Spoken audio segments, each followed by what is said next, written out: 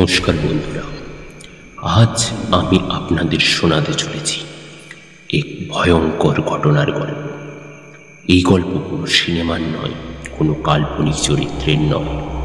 এই ঘটনা ঘটেছিল মহারাষ্ট্রের এক পুরনো পরিত্যক্ত বাড়িতে। এই বাড়িতে আজও মানুষ যেতে ভয় পায়, কারণ রাত নামলেই সেখানে শুরু হয় এমন কিছু যেটা শুনলে আপনার গায়ে কাঁটা দিয়ে উঠবে।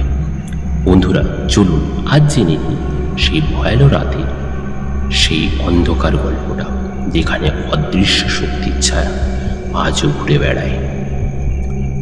গল্পটা শুরু হয় 2002 সালের মাঝামাঝি। মহারাষ্ট্রের এক প্রত্যন্ত গ্রামের পাশে থাকা পুরনো এক বটিতে। বাড়িটির নাম ছিল দত্ত ভিলা। প্রায় 70 বছরের পুরনো এই ভিলায় একসময় থাকতেন জমিদার গোবিন্দ দত্ত ও তার পরিবার। কিন্তু এক ঘটনার পর পুরো পরিবার রহস্যজনকভাবে নিখোঁজ হয়ে যায়।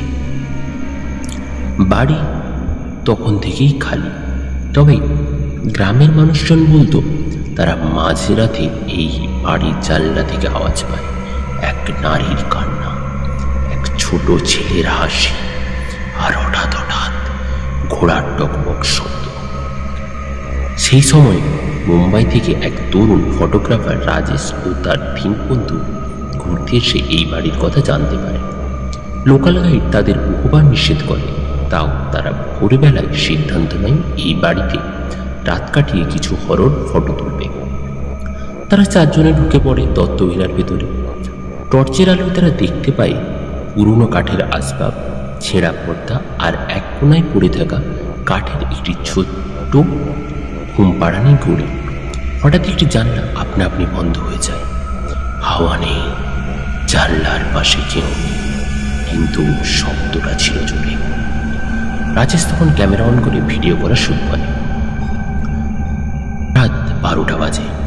তারা বসে আছে ডাইনিং রুমে। হঠাৎ করে কাচের গ্লাস একটা একা ঘুরতে শুরু করে টেবিলের উপর, তারপর ছিটকে পড়ে ভেঙে যায়। সেই সাথে কানে আসে এক শিশুর কান্নার আওয়াজ, যেন দূরে কোথাও কেউ খেলছে। এক বন্ধু সঞ্জয় দৌড়ে উঠে পাশের ঘরে ঢুকে। সেখানে দেওয়ালে রক্তে লেখা ছিল, আমাদের এখান থেকে কেউ বেরোতে পারে না। সবাই ভয় পেয়ে যায়। তারা তাড়াতাড়ি বেরিয়ে যেতে চায়, কিন্তু দরজা খুলছে না। হাওয়ার দাপটে ভেতরের সব দরজা বন্ধ হয়ে গেছে। এক বন্ধু তখন জানালা দিয়ে বেরোতে যায়, কিন্তু হঠাৎ এক অদৃশ্য শক্তি তাকে টেনে ফেলে দেয়। রাত 3টে। তারা দেখতে পায় এক মহিলা সাদা শাড়িতে ভেসে যাচ্ছে ঘরের করিডোর দিয়ে। তার মুখ নেই, শুধু এক জোড়া রক্তমাখা চোখ তাদের দিকে তাকিয়ে আছে। রাজেশ ক্যামেরা ঘুরিয়ে ফেলে, কিন্তু ক্যামেরায় সেই মহিলার মুখ দেখা না গেলেও স্পষ্ট রেকর্ড হয়েছে সেই করুণ কান্নার আওয়াজ। সকালে একভাবে জানলা ভেঙে তারা বেরিয়ে আসে। রাজেশ পরে সেই ভিডিও সোশ্যাল মিডিয়ায় আপলোড করে। কিছুদিন পর ভিডিও ডিলিট হয়ে যায় অজানা কারণে, কিন্তু যারা দেখেছিল তারা আজও ভুলতে পারে না সেই আওয়াজ, সেই ছায়া, আর সেই ভয়ঙ্কর বার্তা।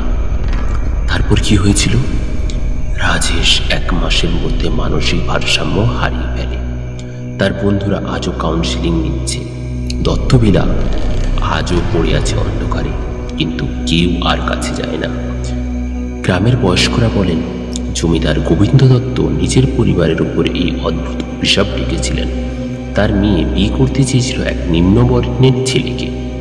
সেই মেয়েকে খুন করে ফেলে। তারপর থেকে শুরু হয় দত্তভিলার ভয়ানক ইতিহাস। তো বন্ধুরা, এই ছিল মহারাষ্ট্রের দত্তভিলার ভয়ানক বাস্তব কাহিনী। আজও সেখানে রাতে গেলে বাজে ঘণ্টার ধ্বনি, আজও শোনা যায় সেই কান্না আর হাসির আওয়াজ। আপনি কি কখনো এমন কোনো ভৌতিক অভিজ্ঞতার মধ্যে দিয়ে গেছেন? কমেন্টে জানাতে ভুলবেন না। ভিডিওটি ভালো লাগলে অবশ্যই লাইক, শেয়ার এবং সাবস্ক্রাইব করুন, এবং আরও এই ধরনের বাস্তব গল্প পেতে অবশ্যই আমাদের পাশে থাকুন। পরের বার আবার দেখা হবে অন্য এক ভয়ঙ্কর ঘটনার সঙ্গে। ততদিন পর্যন্ত চোখ কান খোলা রাখুন, কারণ কেউ আপনার পাশেই দাঁড়িয়ে থাকতে পারে, আপনি টেরও পাবেন না।